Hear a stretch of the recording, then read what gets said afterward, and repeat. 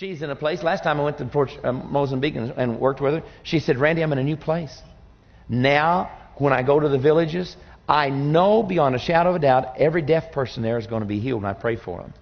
And I tell them that. And I watched her. She'd say it this way.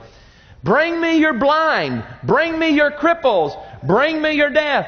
I promise you all your deaf are going to hear. And I believe God's going to heal others.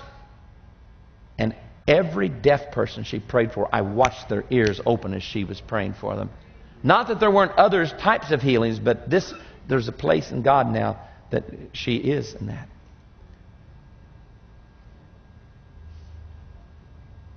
How many of you would like to have an anointing like Heidi Baker got today? Well, let me tell you something. I need this watch to see where I'm at. All right. Now, as Paul Harvey says, now let me tell you the rest of the story. What happened? You get a prophetic word. God's going to give you the nation of Mozambique. Blind are going to see, deaf are going to hear, lame are going to walk, dead are going to be raised. What happens? In the first 6 months to a year, she was hit with multiple sclerosis and was told by the doctors in the United States that if you go back to Mozambique, you'll die. So she's hit with multiple sclerosis. Her husband is in intensive care with cerebral malaria. Her daughter, Crystalline, is hit with malaria 3 times in 6 months, which was so bizarre and rare. Her son is going through an emotional crisis. The government comes and confiscates the buildings of their orphanage. And the one church that gave them 90% of their support and had promised them $1 million in support says, you either back away from Toronto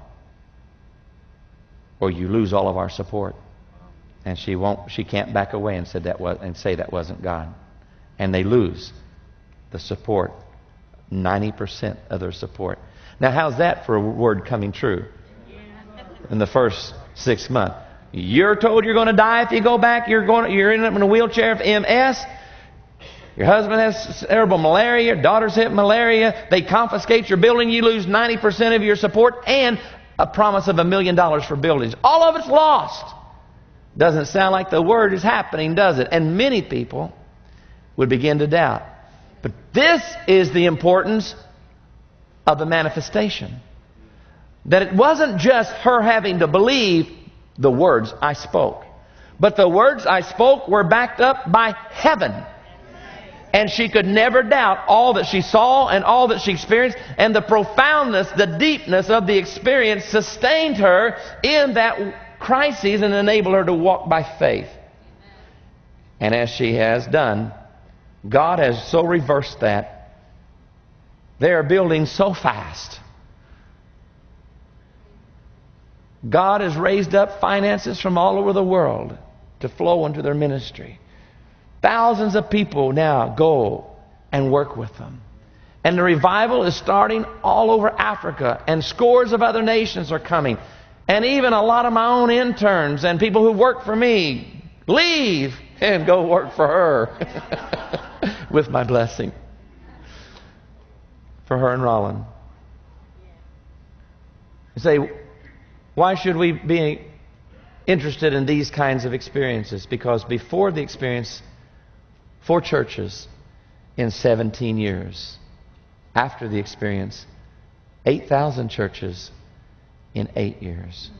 Before the experience, maybe a few thousand max were saved. After the experience, over 1 million in 8 years. When I met some of the leaders of that movement over there, some of the nationals, I said, why do you do what you do? I've never seen people lay down their lives like this.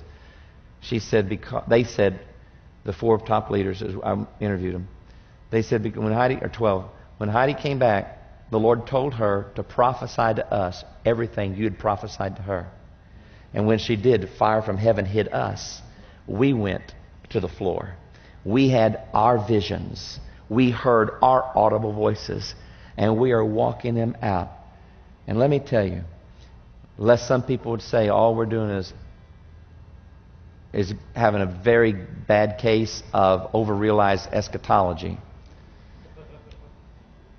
That we're not talking about overrealized eschatology, we're not talking about there's no problems in this, because I remember Amori, one of the men I interviewed, and asked him about this. He's the one who told me within 1 year, when I would go back, he'd be dead from tuberculosis, leaving a wife and 2 young children. But the ministry would care for them. I'd interview a man who raised 4 people from the dead. Not overrealized eschatology, because if you listen to the rest of the story, I could tell you that he buried 3 of his own 4 children too. You don't have to have a PhD to realize there's mystery and problems and we don't understand it all. You don't have to have high education to be smart, to understand there's things that are mystery. So I'm not promising you, have this experience and you'll have no problems. I am promising you that to the degree of the heaven's power backing it up is often commensurate to the difficulty of the commission that's coming.